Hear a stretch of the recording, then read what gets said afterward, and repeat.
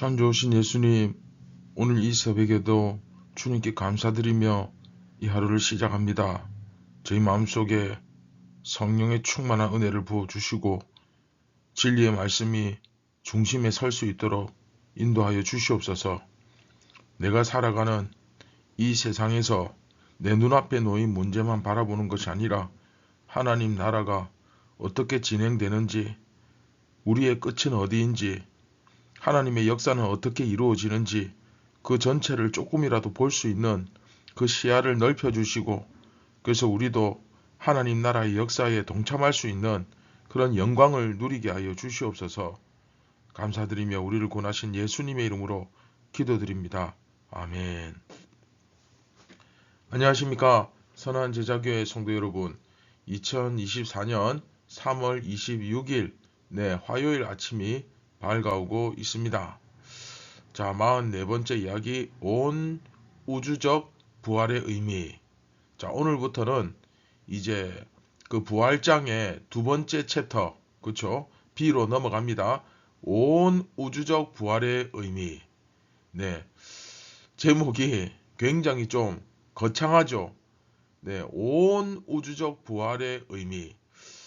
이게 이제 사도 바울이 단순히 어떤 한 개인, 나 한 사람 구원이 아니라 어떤 하나님의 구원 역사라는 온 세계를 향한 하나님의 구원 역사, 그 아담 때로부터 지금 우리가 현재 살고 있는, 그리고 마지막 그 이 세상 종말 끝이 나고 새로운 이제 완벽한 하나님의 나라가 시작되는 그 앞에까지, 그쵸?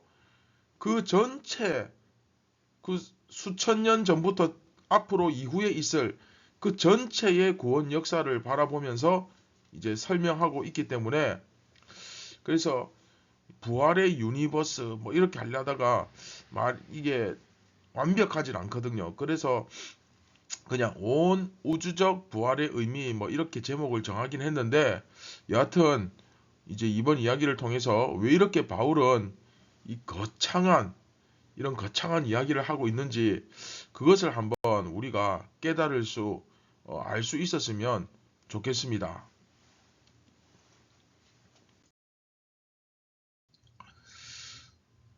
자, 우리는 고린도 전서의 맨 마지막 부분, 자, 신학적 주제를 따라서 화면 보시면 고린도 전서는 뭘로 시작해서 십자가로 시작해서 뭘로 끝난다?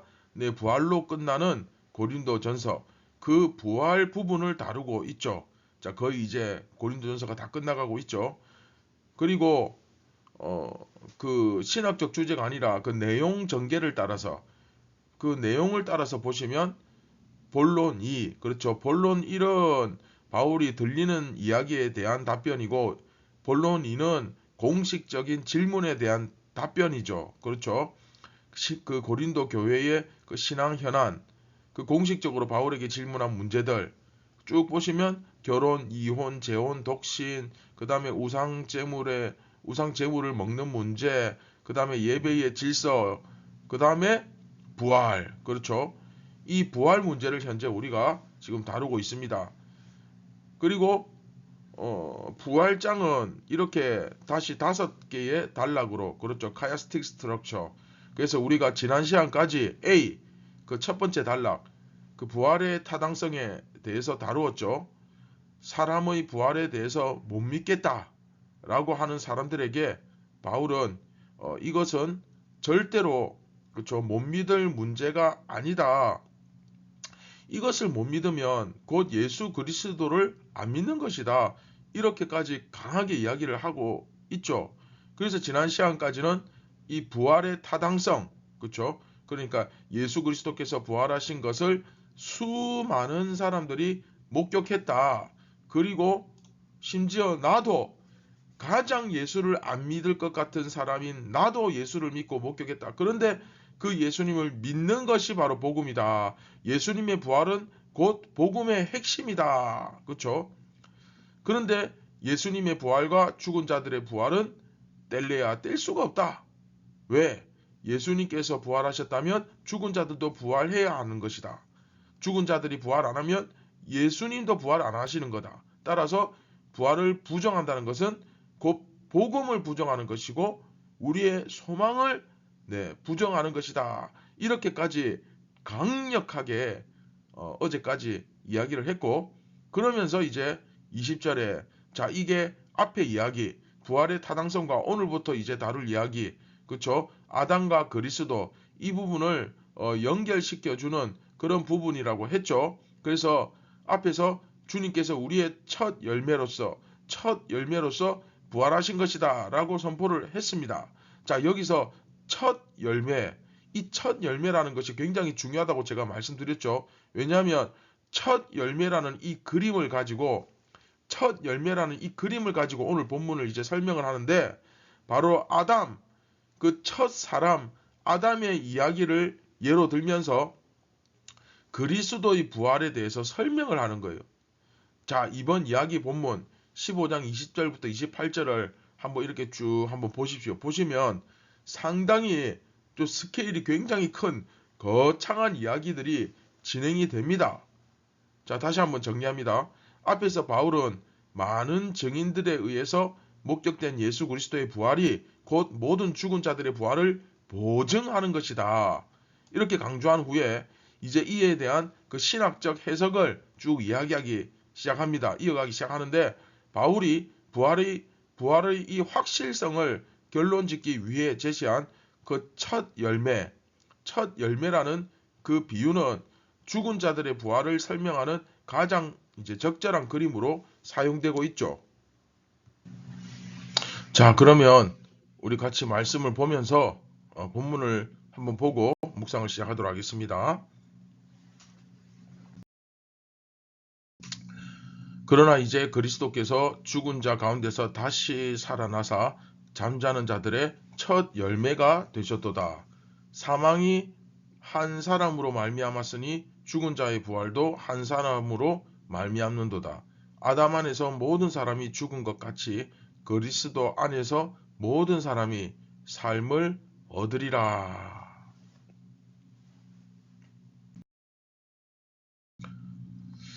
자, 그리스도께서 죽은 자 가운데서 다시 살아나사 잠자는 자들의 첫 열매가 되셨도다. 네, 첫 열매가 맺히면 나머지 열매들도 다 맺힐 거라고 이제 기대할 수 있잖아요. 그렇죠?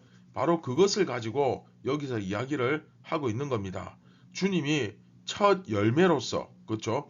첫 열매로서 우리 가운데 오셔서 그 첫 열매로서의 역할을 감당하셨다. 그런데 이건 무엇과도 같으냐 하면 아담이 혼자서, 그렇죠? 사실은 뭐 하와와 같이이지만 어쨌든 아담 한 명의 범죄가 모든 사람들의 범죄가 되어서 모든 사람들을 다 죽음으로 이끈 것과 같이 예수 그리스도 한 명의 부활이 모든 사람들의 그 부활을 이끌어서 모든 사람들이 삶을 얻게 되는, 생명을 얻게 되는 역사가 일어나는 것과 같다라는 이야기를 합니다. 즉 바울은 아담의 범죄가 왜 우리들에게 전가된단 말이냐? 아담이 바로 죽음의 첫 열매가 되었기 때문이죠. 그렇죠? 그렇기 때문에 모든 사람에게 다 죽음이 임하지 않습니까? 이건 뭐 너희들이 부정할 수 없지, 부인할 수 없지. 우리 주위에 그 누가 죽지 않는단 말이냐. 즉 모든 사람들은 다 죽는다. 이처럼 아담 한 명의 범죄가 우리들 모두에게 다 이 보편적인 죽음을 가져왔듯이 예수 그리스도 한 분의 부활이 또한 우리 모든 믿는 자들에게 그 부활을 보편적으로 가져다 주게 되었다. 이 이야기를 하고 있는 겁니다. 이해되십니까? 그래서 이것을 한마디로 첫 열매라고 이야기를 하는 거예요. 이것은 뭐 상당히 뭐 신학적으로 금방 이해가 되죠. 어려운 얘기는 아니죠. 그러니까 주님께서 모범으로서 아담과 같이 그 첫 출발, 그렇죠. 시작을 알리는 우리들에게 그 부활의 군원, 부활의 스타트가 되셨다. 이 이야기를 하는 것까지는 그렇죠. 이해가 되죠. 됩니다. 그런데 그 다음 본문이 사실은 문제죠. 그 다음 본문을 보시면 그러나 각각 자기 차례대로 되리니 네, 순서가 나옵니다. 자, 이 부분은 다음 이 시간에 하도록 하겠습니다.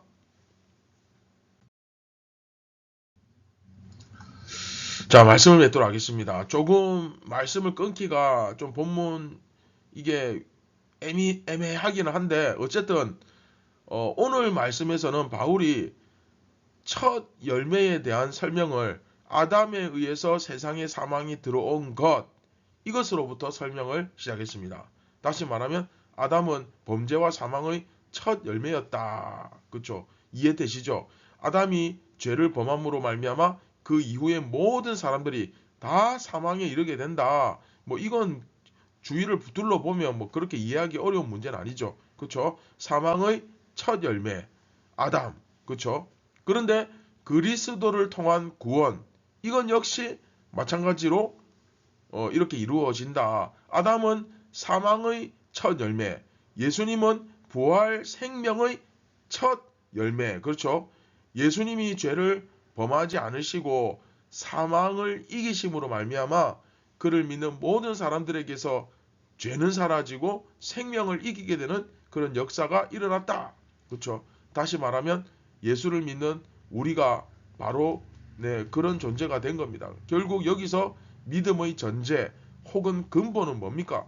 예수님께서 부활의 첫 열매로서 사망을 이기셨다. 할렐루야. 이 사실을 믿는 거죠. 그렇죠? 우리가 이 사실을 기억할 때 우리의 믿음도 그 폭이 좀 더, 네, 좀 넓어졌으면 좋겠습니다. 어떤 내가 사는 그 지역, 내 가정, 내 일, 내 직장, 막 여기에만 머무는 것이 아니라 궁극적으로 이 좀 죽음과 부활의 영역으로 우리의 시야가, 우리의 세계관이 좀 확대되었으면 좋겠습니다. 만일 이것을 조금이라도 내가 살피고 깨닫게 된다면 주님께서 가르쳐 주신 기도에 그 나라와 권세와 영광이 아버지께 그쵸? 이 내용을 조금은 좀 이해하고 공감하지 않을까 그렇게 생각이 됩니다. 오늘 우리의 모습을 한번 잘 돌아봅시다. 내 직장 문제가 네 중요하죠. 중요하지만 혹시 그것만 주구장창 기도하는 것은 아닌가? 자, 우리가 처음에 예수님을 믿고 단계별로 본다면 이제 그 직장 가운데서 내 가정에서 교회에서 학교에서 학원에서 내가 처한 그곳에서 예수님을 나타내는 거. 예수님처럼 삶으로 예수님은 여기 계시지 않지만 그러나 내가 예수님처럼 삶으로 인해 다른 세상에 믿지 않는 사람들이 예수님을 보게 되는 그런 역사가 일어난다고 했죠. 근데 거기서 이제 한 걸음 더 나가서 좀 더 세계관을 넓혀서 이제는 그냥 내 직장 생활, 우리 자녀 문제, 응? 밥 먹고 사는 문제, 여기에만 매몰되는 것이 아니라 여기에만 국한되는 것이 아니라 이제는 그 시야가 진정한 죽음과 부활을 바라보는 그렇죠.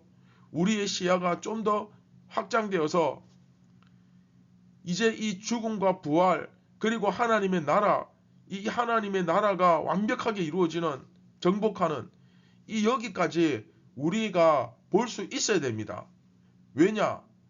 내 앞에 놓인 이 문제만 자꾸 바라보고 그것만 신경 쓰다 보면 결국 그렇죠. 이 세상 일에만 몰두하면 결정적으로 우리는 예수님의 뒤를 따를 수가 없습니다. 결국은 그렇게 됩니다. 그래서 왜 예수님께서 너희는 이렇게 기도하라 하고 그 기도를 가르쳐 주셨는지 여러분 주기도문 내용을 한번 떠올려 보세요. 한번 생각을 해 보세요. 제일 먼저 시작할 때 그렇죠? 하늘에 계신 그렇죠? 이 의미가 여러분 마음속에 와닿았으면 좋겠습니다. 예수님의 뒤를 따르면서 우리도 부활의 두 번째, 세 번째, 네 번째 열매가 되어야 할 거 아닙니까? 그렇죠?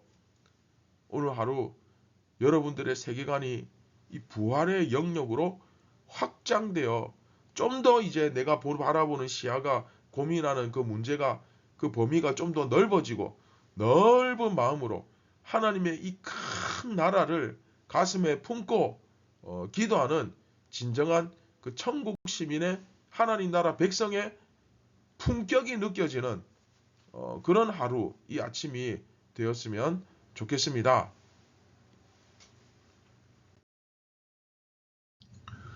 네, 말씀을 기억하시면서 우리 같이 기도하겠습니다. 참 좋으신 예수님, 오늘 우리의 마음속에 감히 담을 수 없는 그 하나님의 나라를 담을 수 있는 그런 품격과 큰 믿음을 허락하여 주시옵소서. 그래서 눈앞에 보이는 그 문제만 해결하기 위해서 그것에만 내가 골두하고 빠져서 사는 것이 아니라 정말 하나님의 나라를 바라보며 이 부활을 생각하며 우리의 마인드가 좀 더 넓어지게 하여 주시옵소서. 대개 나라와 권세와 영광이 세세 무궁토록 영원히 하나님께 있는 이 하나님의 나라, 이 나라가 우리의 마음속에 들어올 수 있기를 간절히 갈망하고 기도드립니다. 오늘도 우리가 세상에 예수님을 대신하는 존재로 살 때에 우리의 부족한 능력과 연약함과 실수들을 주님께서 도와주시고 보완해 주시고 이끌어가 주시옵소서. 예수님의 이름으로 기도드립니다. 아멘. 사랑하는 선한제자교회 성도 여러분, 오늘도 우리의 신앙이 현재에 머무는 것이 아니라 좀 더 넓어지고 좀 더 성숙해지고 오늘도 변함없이 자라가는 그죠? 자라가는 것이 굉장히 중요하다 그랬죠. 살아있는 증거죠. 자라가는 여러분들 되기를 주님의 이름으로 축원드립니다. 감사합니다.